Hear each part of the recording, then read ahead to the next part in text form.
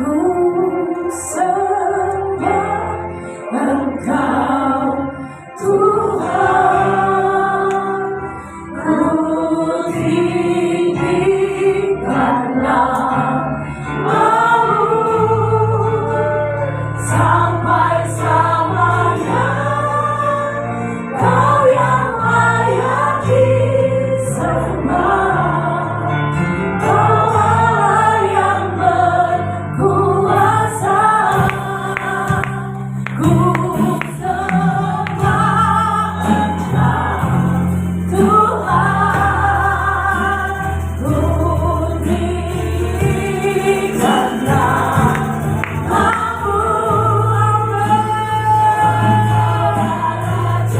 Yes, Lord.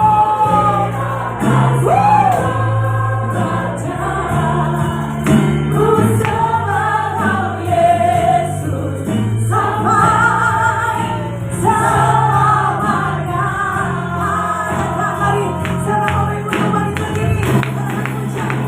Ku sembah Engkau Tuhan, ku tinggikan namamu sampai selamanya. Kau yang layak disembah, Kau Allah yang berkuasa.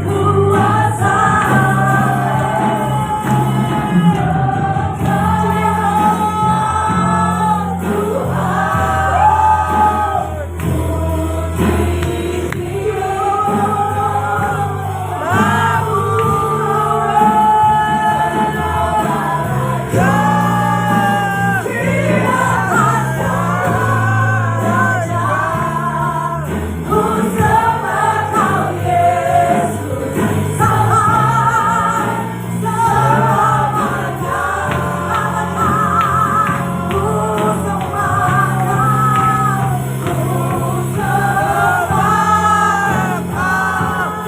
Tuhan, ku tinggikan namamu sampai selamanya. Kau yang layak disembah, Kau Allah yang berkuasa.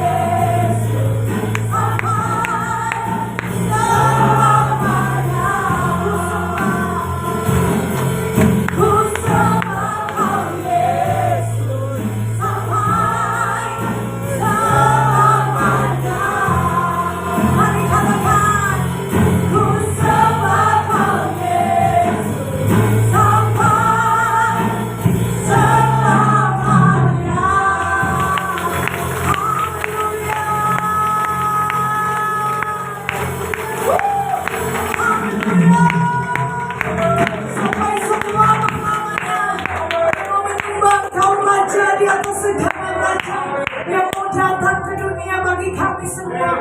Terima kasih Bapak yang baik, terima kasih Tuhan. Bila segala pujian, hormat, dan kemuliaan hanya bagi Engkau. Hanya di dalam nama Tuhan Yesus Kristus. Semua yang rindu bersorak-sorai, semua yang rindu memberikan kado terindah buat Tuhan, katakan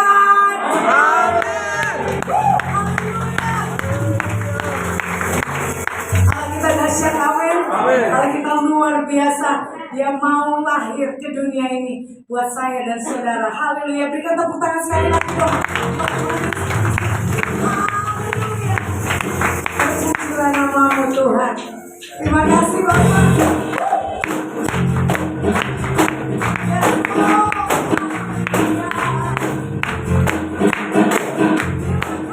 Tuhan.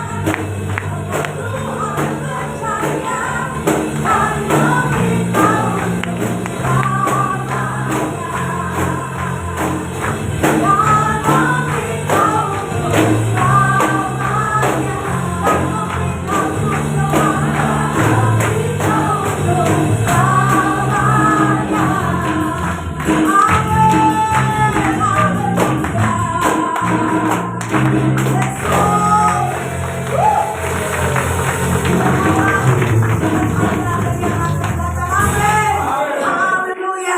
Mari rayakan Yesus, rayakan dalam hidup kita. Haleluya. Terima kasih Tuhan. Yuk, mari beri tepuk tangan di atas kepala.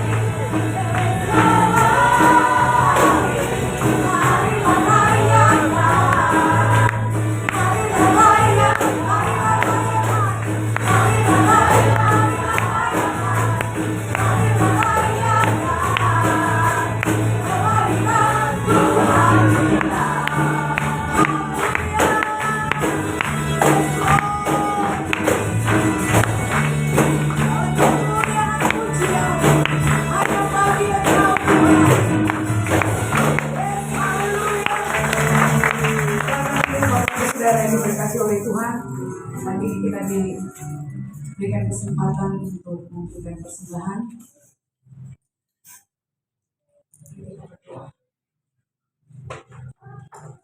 Bersyukur untuk setiap kesempatan yang Tuhan berikan bagi kami, untuk kami dapat memberikan persembahan. Dan persembahan kami adalah persembahan yang menyenangkan hati Tuhan. Mari kita mengangkat persembahan kita di tangan kami.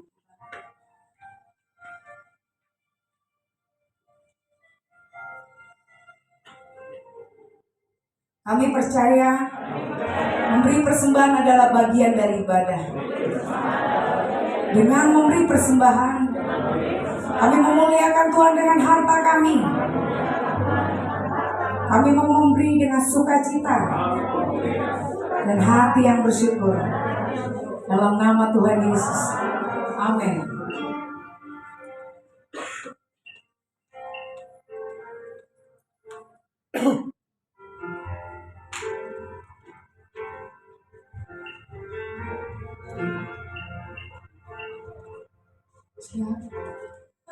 Sungguh indah Dia Yesus, Dia ajaib, Dia mulia, Dia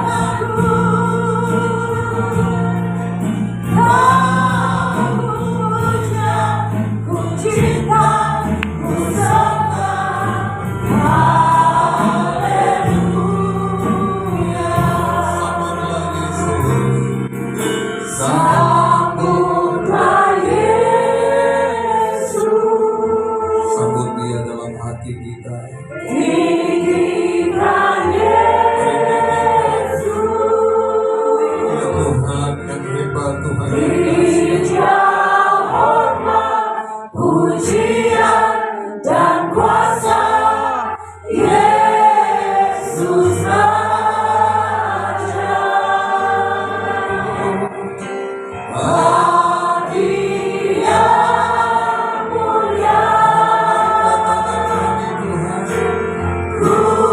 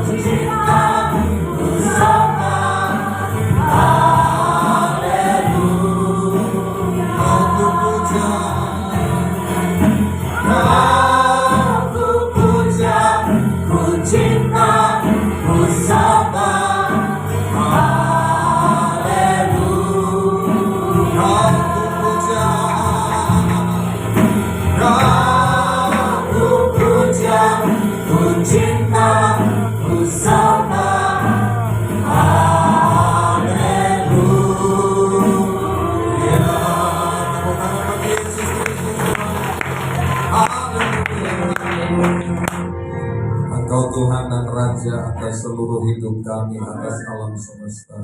Layaklah Engkau terima pujian, nyanyian, penyembahan, persembahan kami, tari-tarian kami, permainan musik kami, bahkan seluruh yang kami buat, yang kami selenggarakan pada pagi menjelang siang hari ini.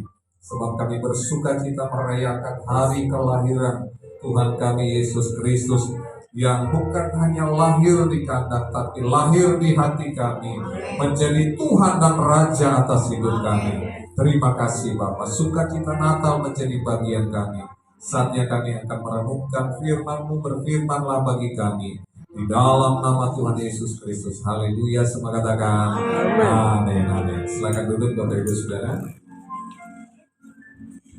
Puji Tuhan, selamat pagi menjelang siang. Shalom. Saya percaya kita bersuka cita pada pagi siang hari ini, sebab ini bukan hanya hari Minggu, ya, tapi hari Natal. Hari Natal. Saya ingat kalau masa kecil itu hari Natal itu hari yang sangat dinanti-nantikan. Ya. Mulai tanggal 20-an itu kami anak-anak itu udah mulai gelisah. Ini papa mama kadonya itu di mana gitu ya, mulai bongkar sana bongkar sini, penasaran Bapak Ibu. Ya. Tapi nggak ketemu, nanti tanggal 25 baru dikasih kadonya. Ya. Dan itu walaupun apapun isinya sangat senang ya kalau dapat kado dari orang tua atau dari orang yang kita kasihi. Tapi kemudian setelah beranjak dewasa ternyata kebalik ya. Harusnya bukan kita yang dapat kado. Tadi yang ulang tahun Tuhan Yesus ya. Diceritakan bahwa Yesus yang ulang tahun, harusnya kita yang memberi kado. Jadi kita yang harus memberi hidup kita kepada Tuhan. Saya membaca sebuah percakapan ya. Jika seorang pria terjatuh ke dalam sebuah lubang dan tidak bisa keluar sendiri, orang yang subjektif melewatinya dan berkata, saya sangat bersimpati atas kejatuhan Anda. Ya, jadi dia simpati. Tapi orang yang objektif akan berkata, suatu hal yang sangat logis, bila seseorang bisa jatuh ke lubang tersebut. Jadi orang objektif bilang ya nggak ada yang kebal, kalau lewat di situ pasti bisa jatuh. Tapi seorang Farisi berkata, hanya orang-orang jahat yang bisa jatuh ke lubang tersebut. Ini cenderung melihat kesalahan orang. Seorang fisikawan akan menghitung besarnya gravitasi yang menyebabkan orang tersebut jatuh. Jadi dia sibuk menghitung. Ini gravitasinya berapa sehingga orang itu kok bisa jatuh ke lubang. Seorang reporter menginginkan wawancara eksklusif disiarkan langsung ya dari lubang tersebut. Jadi orang udah mengalami musibah, dia sibuk ya, di videoin, diwawancara, kenapa kok bisa jatuh ya? Jadi macam-macam orang ya. Seorang penggerutu akan berkata, lubangmu ini belum seberapa, ya. Belum ada apa-apanya dibanding dengan lubang yang saya pernah jatuh katanya. Ya, jadi dia, wah, nggak seberapa tuh, udah cengeng amat, cemen gitu ya. Seorang hakim akan berkata begini, kau pantas untuk jatuh ke lubang tersebut. Jadi hakim menghakimi. Seorang psikiater berkomentar, lubang itu hanya ada dalam pikiranmu. Ya, jadi itu hanya ilusi katanya ya.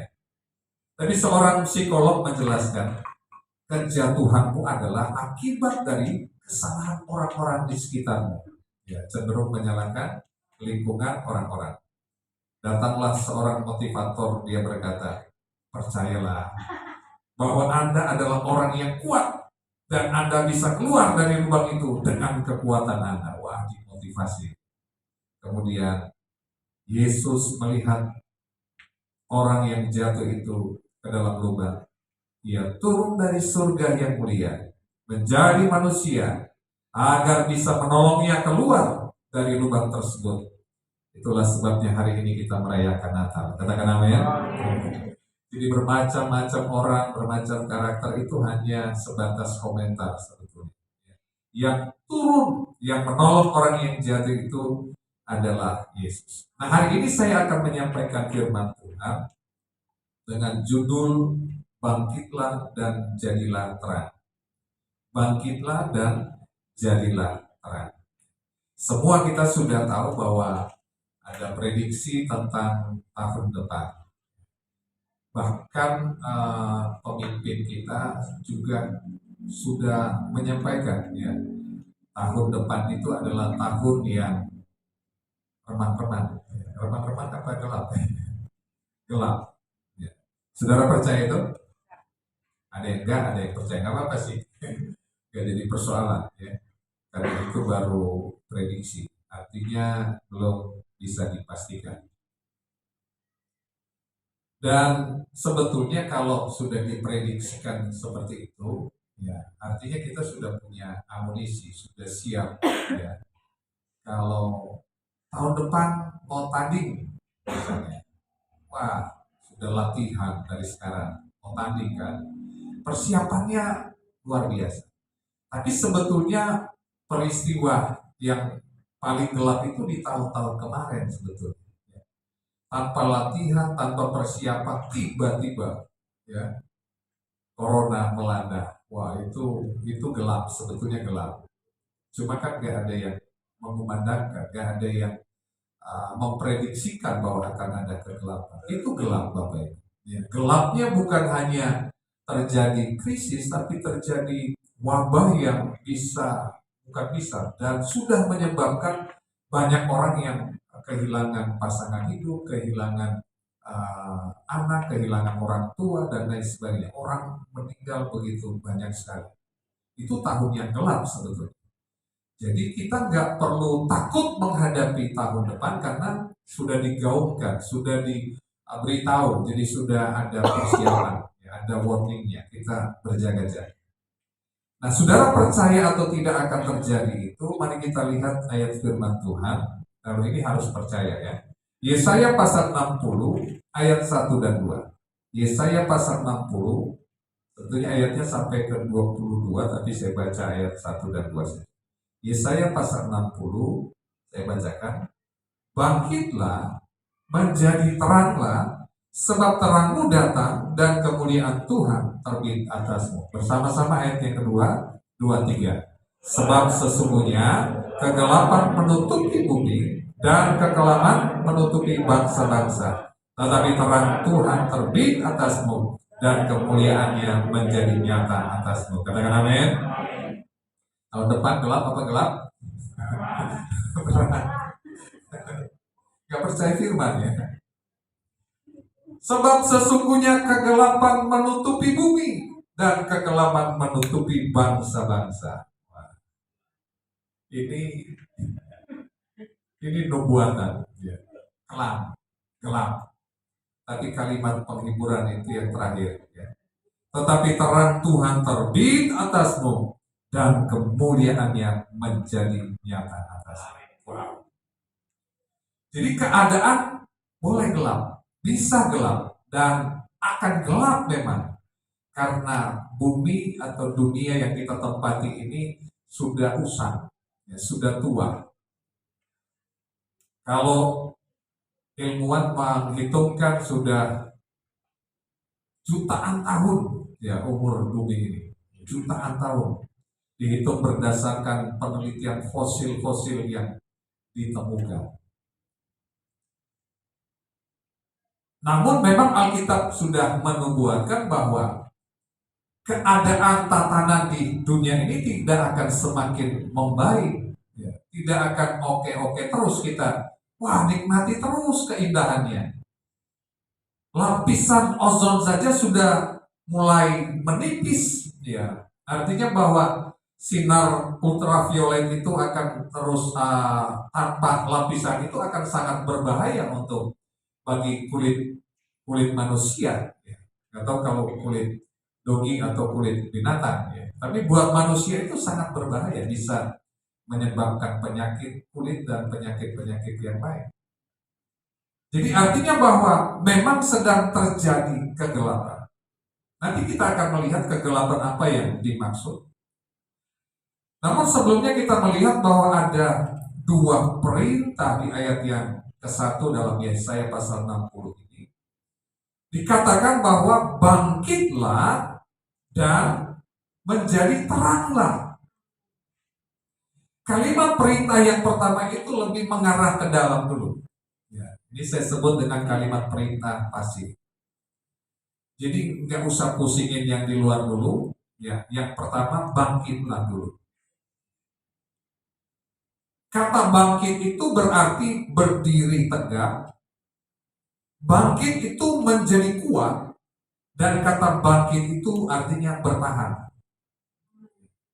Jadi artinya bahwa akan ada tantangan yang lebih besar, akan ada masalah yang akan lebih berat. Itu sebabnya kita disuruh berdiri tegak, siap siaga, pasang kuda-kuda, ya, kencangkan ikat pinggang, dan kemudian menjadi kuat. Nah, ini perlu latihan supaya bisa menjadi kuat. Perlu latihan iman. Dan kemudian kita bisa bertahan. Kalau kita nggak bisa berdiri tegak, menjadi kuat, dan bisa bertahan, tidak mungkin kalimat perintah yang kedua itu bisa kita lakukan. Nah, itu sebabnya urusannya ke dalam dulu, benahi diri kita.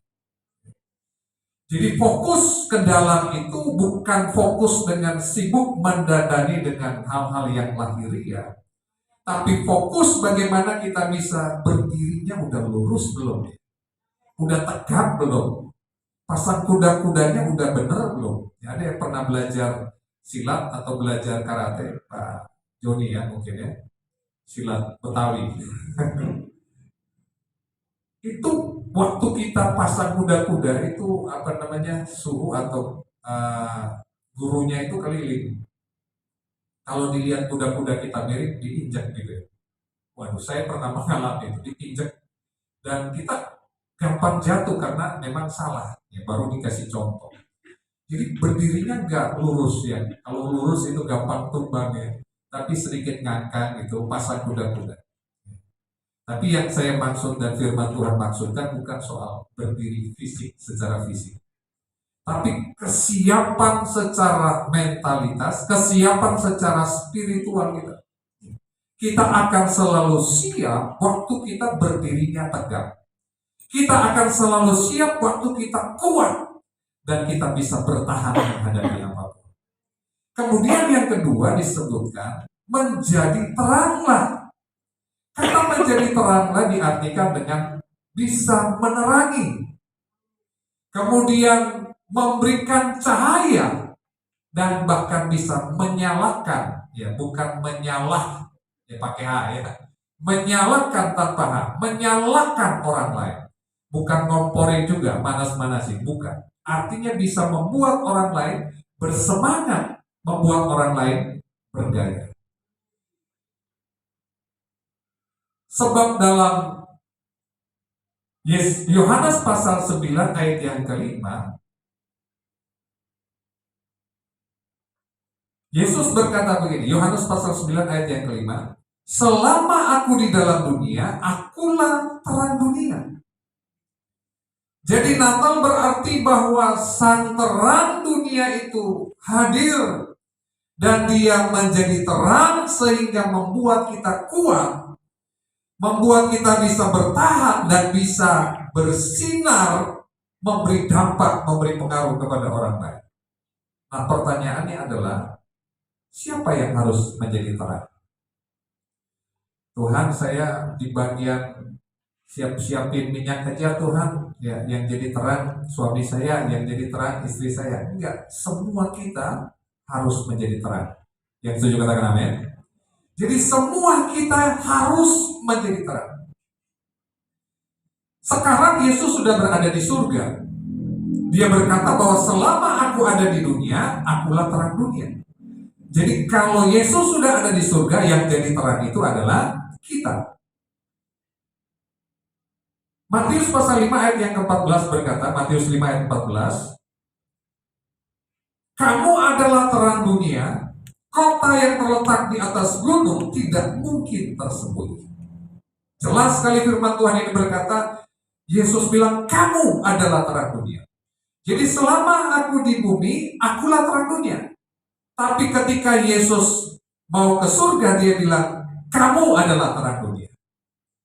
Dan kota yang terletak di atas gunung itu tidak mungkin tersembunyi. Artinya bahwa kita mau bilang, enggak, saya bukan, ya, saya enggak bisa. Kenapa? Karena Tuhan sudah menempatkan kita seperti kota di atas gunung. Katakan amin. Artinya kita menjadi orang-orang pilihan, orang-orang yang harus menjadi panutan, orang-orang yang harus menjadi contoh, menjadi teladan yang bisa disoroti oleh orang lain. Sekecil apapun kesalahan kita, orang akan bilang, wah itu anak Tuhan, wah itu orang percaya, wah itu anggota jemaat, kok seperti itu? Karena kita adanya di atas gunung. Kita diposisikan oleh Tuhan menjadi orang-orang penting, katakan amin. Menjadi orang-orang yang bisa dilihat. Nah itu sebabnya kita tidak boleh menghindar, kita harus tetap menjadi terang. Pertanyaannya adalah, mengapa kita harus menjadi terang? Sebab ternyata bahwa dunia ini tanpa Kristus sudah dikuasai oleh kegelapan. Kegelapan yang diakibatkan karena dosa. Itu sebabnya kerajaan dunia ini tanpa Kristus disebut sebagai kerajaan kegelapan. Jadi kalau kita tidak menjadi terang, maka dunia ini akan dikuasai oleh kegelapan. Itu sebabnya Yesus bilang, kamu yang harus menjadi terang.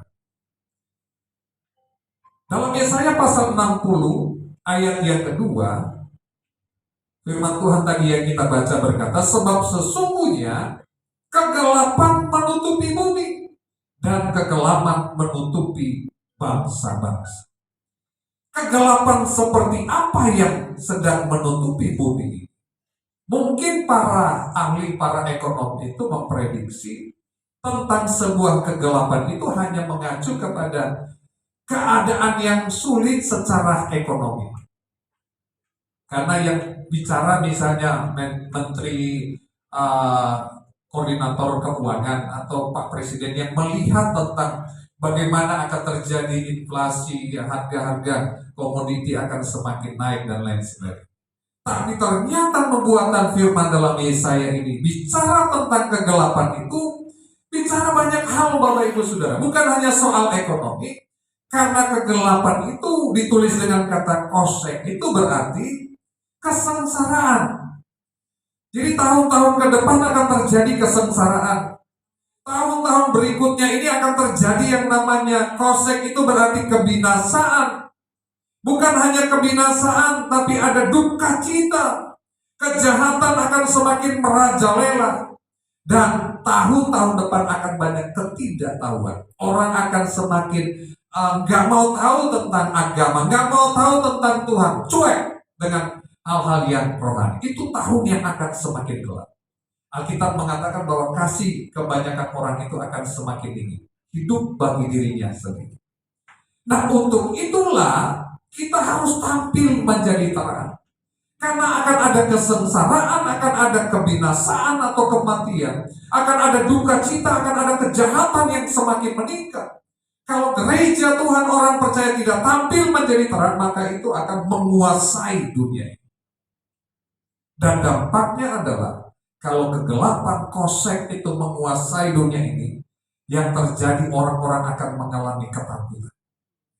Pernah lihat anak kecil yang teriak ketika lampu mati, dia takut ya. Dan kegelapan yang menguasai dunia ini akan menyebabkan orang-orang mengalami ketakutan.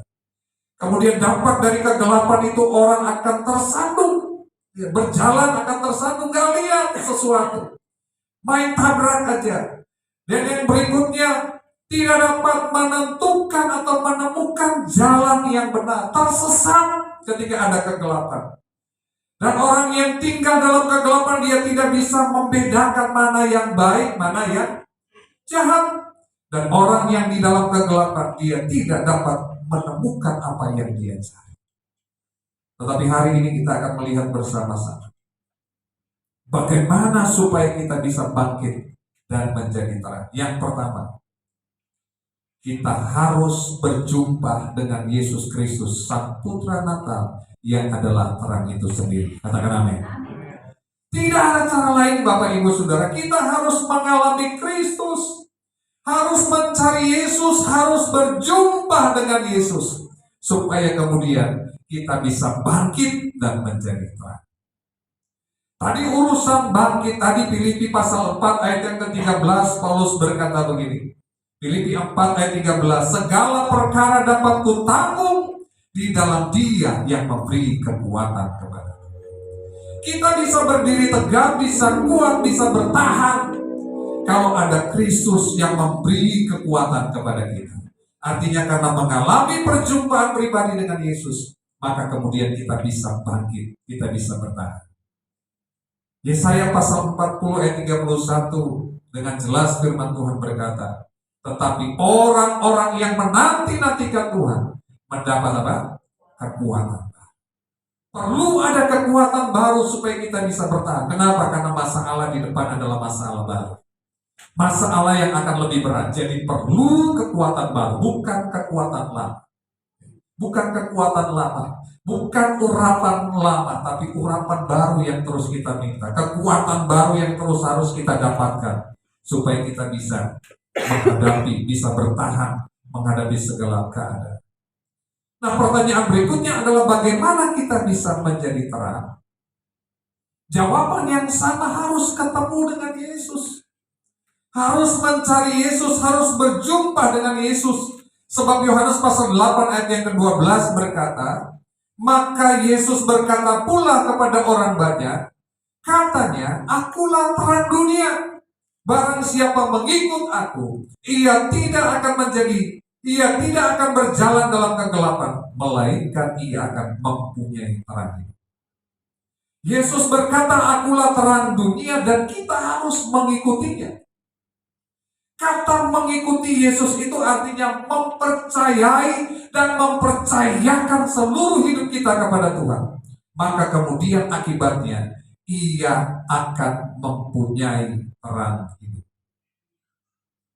Efesus pasal 5 ayat yang ke-14 berkata, Efesus 5 ayat 14, itulah sebabnya dikatakan, bangunlah hai kamu yang tidur, dan bangkitlah dari antara orang mati. Sekali lagi saya ulangi, bangunlah hai kamu yang tidur, dan bangkitlah dari antara orang mati, dan Kristus akan bercahaya atas kamu. Katakan amin. Kita harus bangkit, kita harus bangun, berdiri tegak, dan kemudian Kristus akan bercahaya. Nah, sekarang bagaimana kita bisa bangkit dan menjadi terang? Yang kedua, selain kita harus berjumpa dengan Yesus, ternyata kita juga harus memiliki keintiman. Bukan hanya sekadar ketemu dengan Yesus, tapi kita harus membangun keintiman dengan. Seperti gambaran orang Majus yang mencari Yesus, dan ketika mereka ketemu, Alkitab berkata mereka sujud menyembah kepada Yesus. Kata sujud menyembah kepada Yesus yang digambarkan dengan kata proskuneo, yang artinya mempercayakan seluruh hidupnya dan membangun sebuah keintiman dengan Tuhan. Itu yang harus kita lakukan. Kata sujud juga berarti ada sebuah ketertundukan dan ketaatan kepada Tuhan.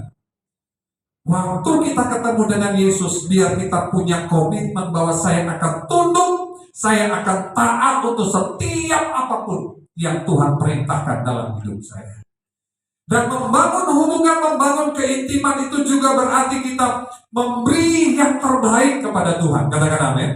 Seperti persembahan orang Majus, emas, kemenyan, dan mur. Persembahan yang terbaik. Dan hari ini Tuhan gak minta supaya kita memberi emas, kemenyan, dan mur. Tuhan meminta supaya hidup kita yang harus kita persembahkan bagi Tuhan. Katakan amin. Hidup yang harus dipersembahkan. Prinsip bagaimana ketika kita sedang membangun hubungan dengan Tuhan itu, maka kemudian keadaan yang tadinya gelap itu akan berubah jadi terang, sebab Yesus berkata, "Akulah terang dunia." Seorang penginjil dari Inggris berkata demikian, John Stott berkata begini, "Jika keadaan gelap, janganlah bertanya, mengapa gelap? Tetapi pertanyaan yang benar adalah, di mana lampunya?" Jadi kalau tiba-tiba gelap, jangan tanya, kok kenapa gelap ya? Langsung cari, lampunya di mana? Dan hidup kita ini digambarkan seperti lampu. Lampu bukanlah sumber dari terang itu, tapi lampu hanya menjadi media, menjadi alat untuk menerangi. Yang jadi sumbernya itu adalah listriknya.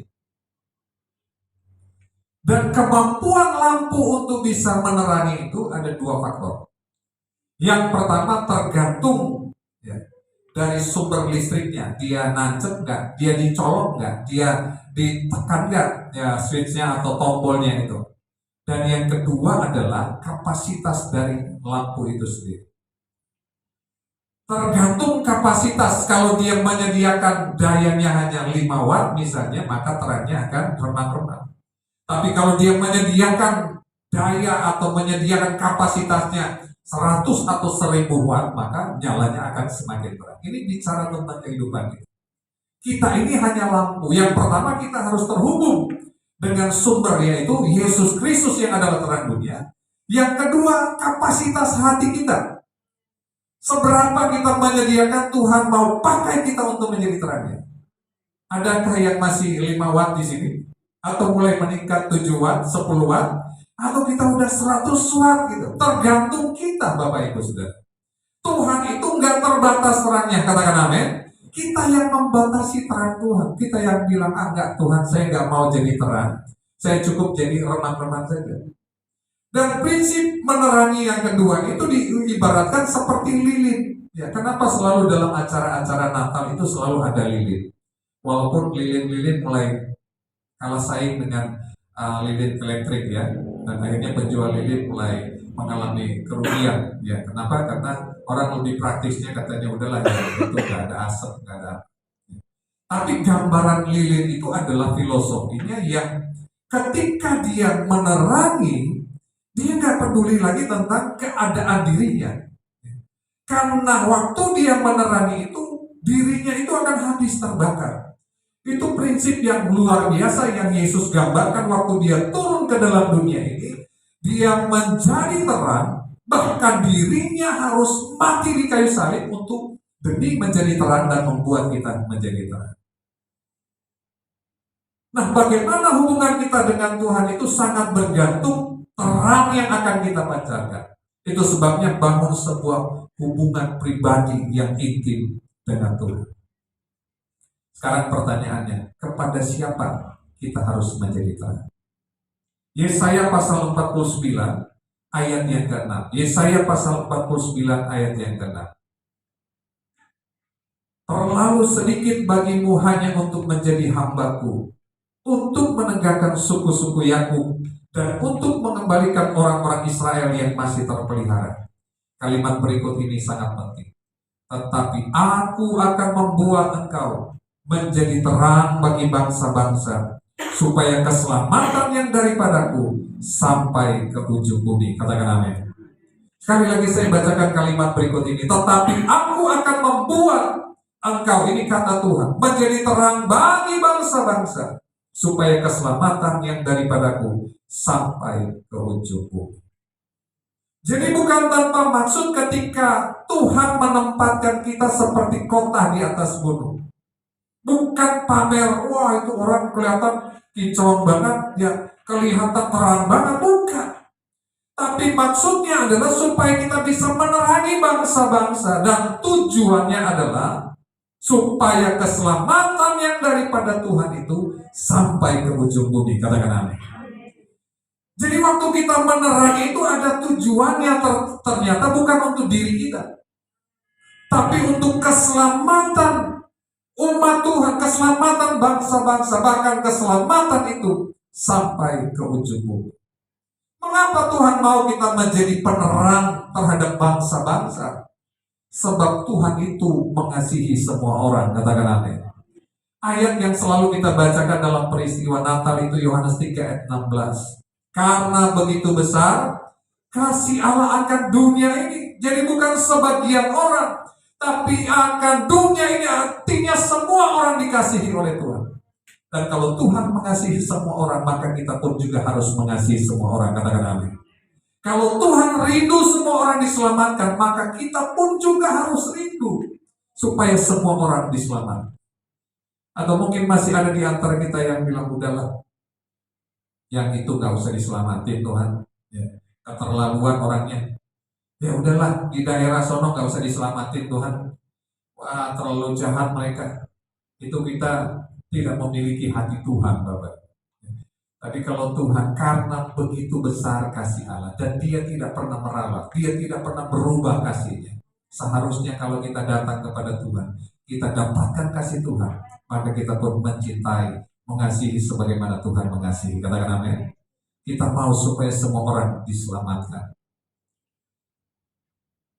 Seorang pengkhotbah berkata begini, gereja saat ini berfokus pada kenyamanan dan kesejahteraannya sendiri, tapi kehilangan pandangan tentang orang-orang yang terhilang, yang terluka, yang sengsara, yang berduka cita. Padahal Allah memanggil kita untuk melakukan jauh lebih dari itu. Apabila fokus utama kita adalah diri kita sendiri, maka kita gagal untuk memenuhi tujuan utama Tuhan bagi gerejanya, yaitu menjangkau orang-orang yang terhilang dengan Injil Kristus yang menyelamatkan. Jangan lagi berfokus ya kepada diri kita. Jangan berfokus kepada gereja, kepada bangunannya, tapi berfokuslah kepada jiwa-jiwa yang sedang terluka, jiwa-jiwa yang sedang menderita, jiwa-jiwa yang sedang terhilang, supaya mereka juga diselamatkan. Ingat Bapak Ibu, dalam prinsip terang ini, terang itu dimulai dari sekitar kita.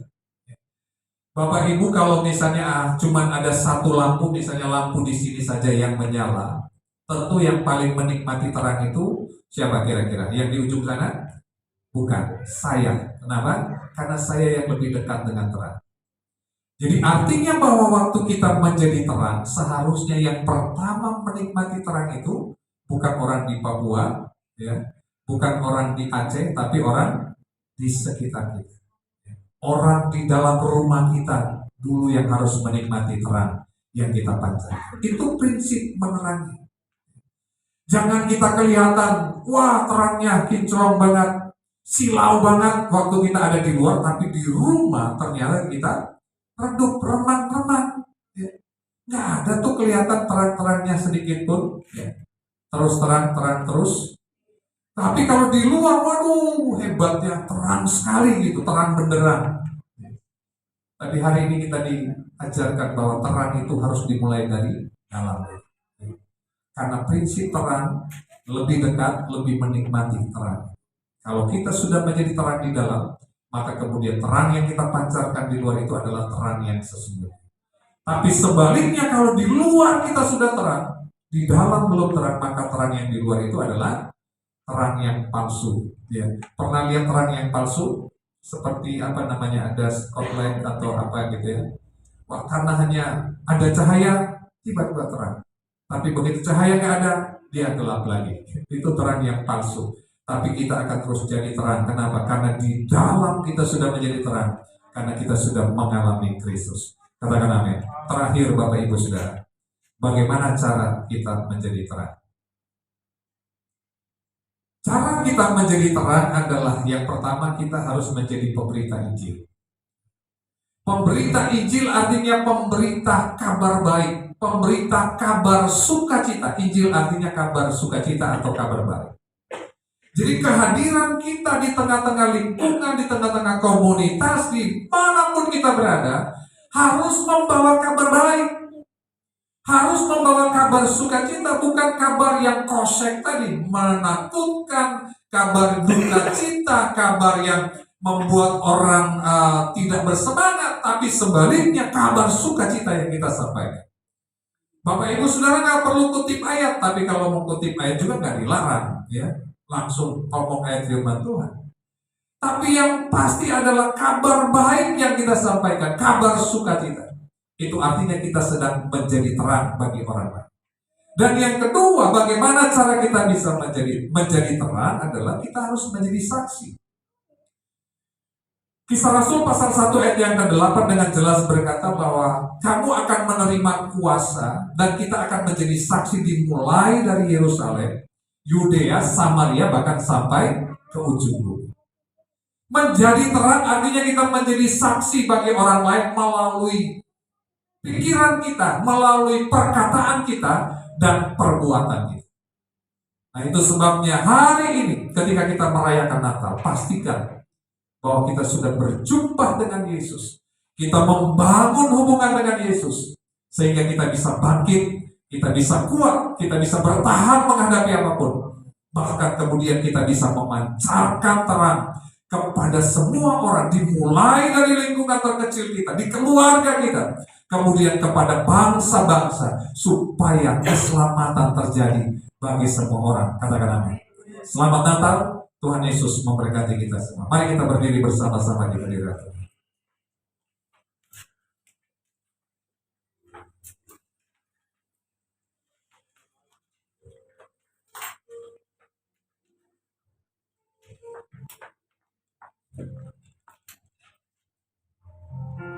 Bagimu Tuhan seluruh hidupku, pakailah Tuhan penuh kemuliaan-Mu.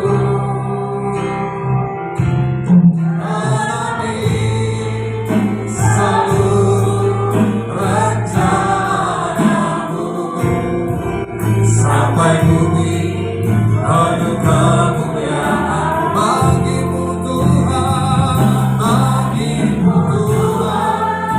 Seluruh hidupku, pakailah Tuhan bagi kemuliaan-Mu. Genapi seluruh rencana-Mu sampai bumi penuh kemuliaan-Mu.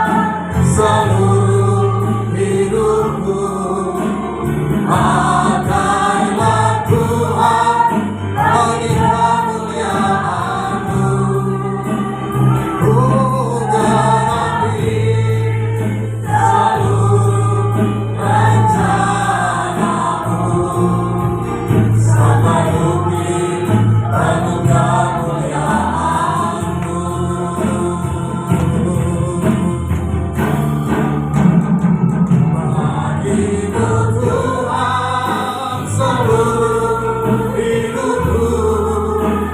Pakailah Tuhan bagi kemuliaan-Mu.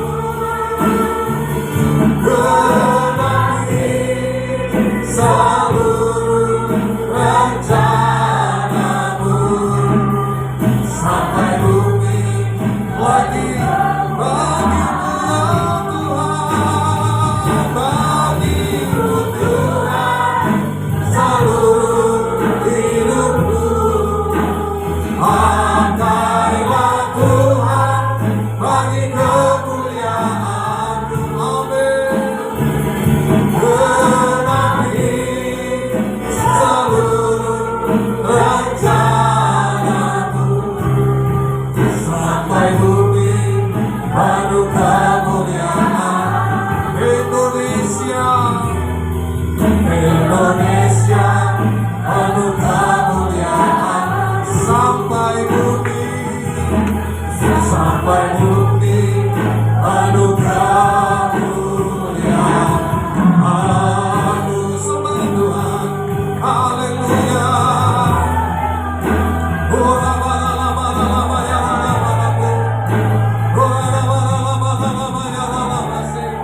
Bangun keintiman dengan Tuhan, melekat pada sumber terang itu. Haleluya.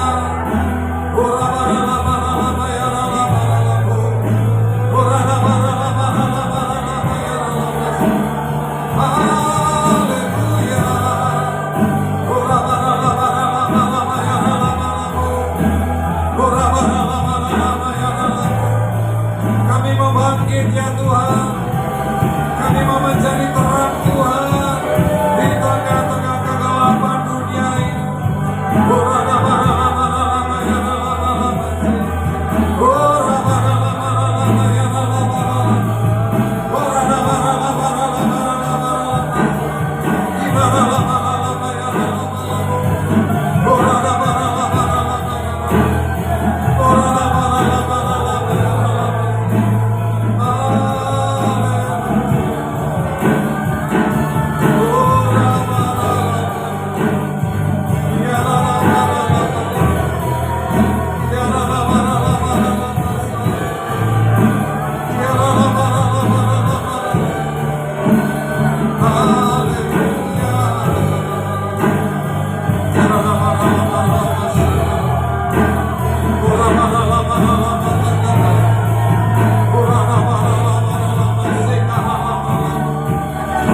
Haleluya.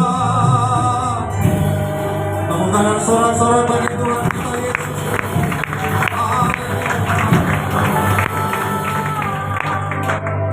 Tuhan, biar bukan hanya kami merayakan ibadah Natal pada hari ini, tapi kami sungguh-sungguh mengalami terang Tuhan yang telah terbit atas kami, terang Tuhan yang menguasai kami, sehingga apa yang menjadi tugas kami yang Engkau perintahkan supaya kami menjadi terang-Mu itu sungguh-sungguh terjadi ya Tuhan. Sebab kami tidak lagi berfokus kepada diri kami, karena kami tahu ada Tuhan yang memberi kemampuan, memberi kekuatan, sehingga segala perkara dapat kami tanggung di dalam Engkau. Bagian kami hanya melekat intim dengan Tuhan. Bagian kami mempercayai Tuhan sepenuhnya, bahkan mempercayakan hidup kami kepada Tuhan. Bagian kami menanti-nantikan Tuhan, menyembah hanya kepada Tuhan, tunduk dan taat kepada Tuhan, sehingga kami sungguh-sungguh boleh memancarkan terang-Mu yang ajaib itu Tuhan, supaya keselamatan terjadi bagi semua orang, terjadi bagi orang-orang dalam rumah kami, bagi suami, bagi istri kami, bagi anak-anak kami, bagi orang tua kami, bahkan bagi orang-orang yang tinggal dalam rumah kami, terjadi bagi teman-teman kami di sekolah, terjadi bagi teman-teman kami di kantor, bahkan siapapun yang kami jumpai, sebab kami sedang memancarkan terang Kristus, karena kami percaya kuasa itu akan menyertai kami. Terima kasih untuk berkat Natal yang Engkau berikan bagi kami Tuhan, sebagai kado yang kami persembahkan bagi Tuhan kami, memberi hidup kami, roh, jiwa, dan tubuh kami hanya bagi-Mu saja, sebab hidup kami adalah milik-Mu. Berkati semua kami yang telah mendengarkan firman-Mu. Di dalam nama Tuhan Yesus Kristus. Haleluya. Amin, amin. Silakan duduk Bapak Ibu Saudara.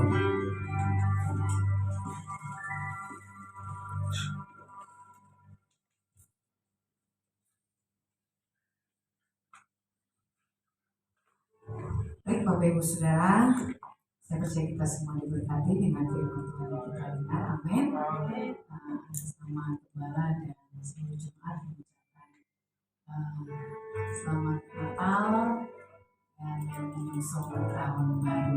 Ya, baik Bapak Ibu Saudara, ada beberapa hal yang saya akan sampaikan buat kita semua. Hari Jumat ini masih tetap ada doa ya Bapak Ibu Saudara, ya walaupun sudah di penghujung ya, ini adalah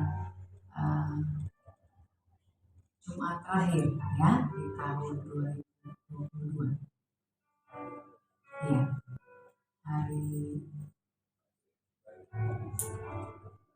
Sabtu ya, Sabtu tanggal 31 ya, tanggal 31 kita ketemu di tempat ini ya jam 5 sore ya, jam 5 sore. Oh ya, hari Jumatnya dijadikan satu ya, dijadikan satu di hari Sabtu ya. Maaf Bapak Ibu Saudara, saya lupa untuk hal ini ya. Jadi hari Jumatnya nanti digabung ya di hari Sabtu, karena kita akan bertemu di hari Sabtu ya tanggal 31 jam 5 sore di tempat ini. Kita akan mengadakan ibadah akhir tahun ya. Bapak Ibu Saudara, untuk acaranya ya saya sudah sampaikan minggu lalu dan mungkin saya akan ulang saat ini ya. Kita akan mengadakan acara tukar kado yang saya belum umumkan kemarinnya, yang saya lupa ya. Jadi kita akan mengadakan acara tukar kado, minimal kado itu 50.000 ya. Minimal, boleh lebih daripada 50.000 ya. Jadi minimal 50.000, dan satu keluarga Bu boleh bawa berapa terserah Bapak Ibu Saudara ya. Kalau di keluarga Bapak Ibu Saudara ada 5, mau 5-5-nya mau bawa nggak apa-apa ya, ataupun mau bawa satu nggak apa-apa ya, atau Bu saya nggak mau bawa kado nggak apa-apa juga ya Bapak Ibu Saudara. Jangan sampai nggak datang ibadah karena tukar kado ya. Jadi kalau Bapak Ibu Saudara bawa kado satu ya dapat kado satu ya. Jadi kalau bawanya 2 dapat kadonya juga 2 ya. Dan Bapak Ibu Saudara, tanggal 31 juga kita ada jamuan ya. Bungkusnya, oh iya, bungkusnya harus sama ya, bungkusnya harus sama. Pakai kertas coklat aja ya Bapak Ibu Saudara ya, kertas coklat aja. Jadi jangan pakai kertas kado ya, karena nanti bisa diciriin ya, wah ini punyanya ini ya. Tapi kertas coklat aja biar tidak ketahuan begitu ya. Dan isinya tidak boleh makanan ya. Jadi jangan nanti jeruk, apel dan lain sebagainya dibungkus ya. Jadi isinya berupa barang saja ya. Kalau kira-kira itu barangnya pecah, tolong nanti pakai stiker atau pakai tulisan. Jangan sampai dibanting begitu ya. Ya Bapak Ibu Saudara. Dan ada jamuan kasih juga dari kita untuk kita dan bersama kita ya. Jadi Bapak Ibu Saudara, saya lihat sudah berapa ya, 7 atau 8 menu ya yang sudah masuk, pada baru diumumkan minggu lalu ya. Nanti saya minta tolong lagi Celin untuk refresh ya, siapa-siapa saja yang sudah membawa begitu ya, supaya jangan bentrok ya, supaya jangan sama begitu ya. Tapi ini luar biasa, sudah ada 7 menu ya yang nanti kita akan santap bersama ya Bapak Ibu Saudara. Dan kalau Bapak Ibu Saudara memang belum mau membawa sesuatu begitu dan mungkin tidak ada di grup ya, nanti bisa ketemu sama Cielin ya, bisa tanya sama Cielin apa-apa saja yang bisa kita bawa ya. Baik Bapak Ibu Saudara, terus kita juga ada kesaksian pujian ya, kesaksian pujian. Oh iya Bapak Ibu Saudara, kalaupun Bapak Ibu Saudara enggak bawa makanan enggak apa-apa juga ya. Jangan sampai nanti enggak bawa makanan terus enggak ke gereja begitu, jangan seperti itu juga ya. Karena kita sudah ada 7 menu ya, itu saya percaya menunya porsinya banyak-banyak ya, jadi sudah cukup ya. Jadi Bapak Ibu Saudara nggak bawa juga nggak apa-apa ya, tapi mungkin ada yang kurang buah kali ya, buah belum ada ya. Kenapa? Sayur. Oh iya, Kamia sudah beras sama buah. Ya saya tambahkan ya Kamia ya. Kamia itu paling simpel ya. Kalau di ayat itu di ayat berapa itu ya? Nah dia cuma nasi begitu ya. Tapi buah tolong ya Kak ya. Ke permintaan khusus. Karena buah belum ada ya, yang paling simpel aja ya. Bu Serli jangan duduk aja Bu Serli ya. Itu Bu Serli tuh menunya ekstrim ya. Nanti dia akan bawa ya. Tolong Bu Serli, menunya Bu Serli itu dinamain ya supaya saya tidak menengok-nengok ke situ ya. Kalau muka saya garang begini ya sama Bu Serli. Padahal itu makanan yang paling saya suka, Bapak Ibu Saudara. Baik, Bapak Ibu Saudara, setuju kami ya? Setuju ya? Oke, maaf ya kami yang menodong ya. Oke, kami yang nasi dan buah ya. Belum ada apa lagi? Coba request. Nah, salad buah. Oh, Bu Sari sudah menunya sudah berat Bu Sari.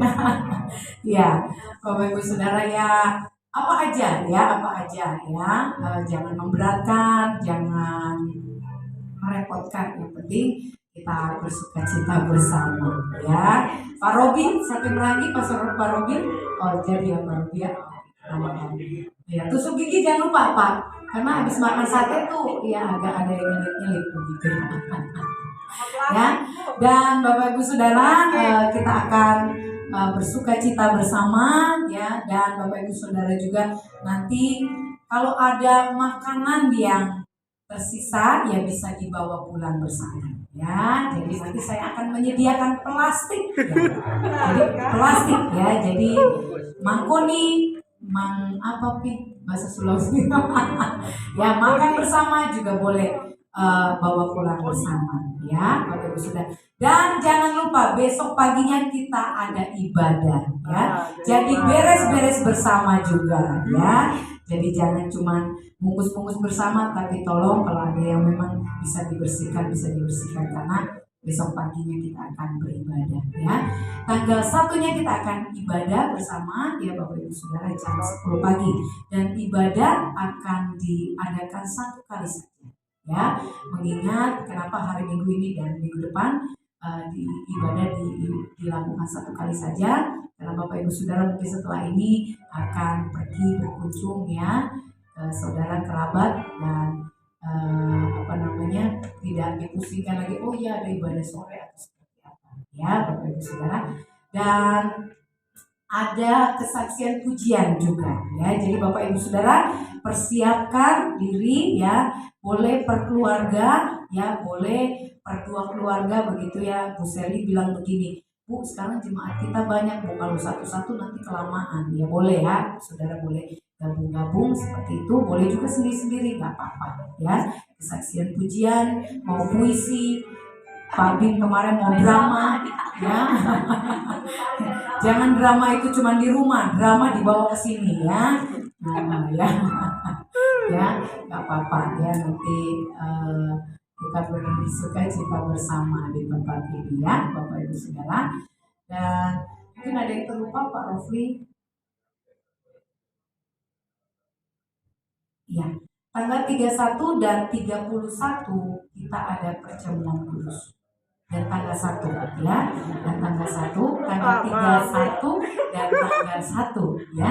Ya betul ya Pak Rom ya, tidak salah ya. Ya tanggal 31 dan tanggal 31, bukan tanggal 31 dan tanggal 1 ya. Ini Mami kok agak ini ya. Aduh, ya. Maafkan Mami ya. Bukan jadi kita sama Ibu terlalu banyak minta maaf karena saya terlalu banyak salah Bu. Oke, ya. Oke, saya ingat-ingat Bu Serli ini, Bu Serli ini ya. Jadi salah-salah dulu ya. Oke, ya tanggal 31 dan tanggal 1 betul ya, bukan hanya ada jamuan kasih ya, tetapi ada perjamuan kudus ya. Kita sama-sama ya, kita menikmati dan mengingat pengorbanan Yesus Kristus. Baik Bapak Ibu Saudara, mungkin ada yang lain Pak Gembala? Tidak ada yang lain ya. Baik, kita akan akhiri ibadah Natal kita pada siang hari ini. Mari kita bangkit berdiri Bapak Ibu Saudara. Bagi apa Tuhan kemuliaan kejayaan,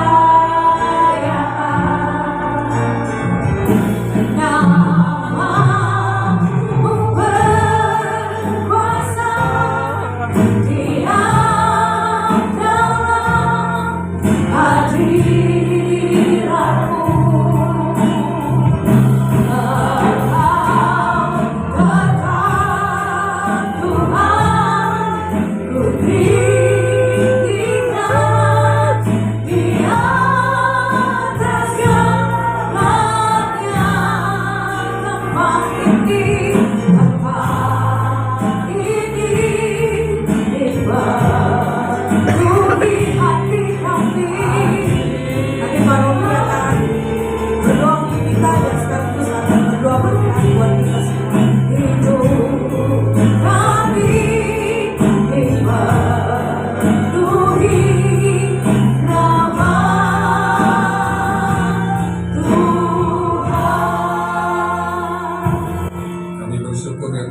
Ibadah kami siang hari ini kami boleh merayakan peringati hari kelahiran Tuhan kami Yesus Kristus yang sudah mau turun ke dalam dunia untuk keselamatan kami. Terima kasih untuk hadiah anugerah terindah yang Tuhan sudah berikan, keselamatan kekal.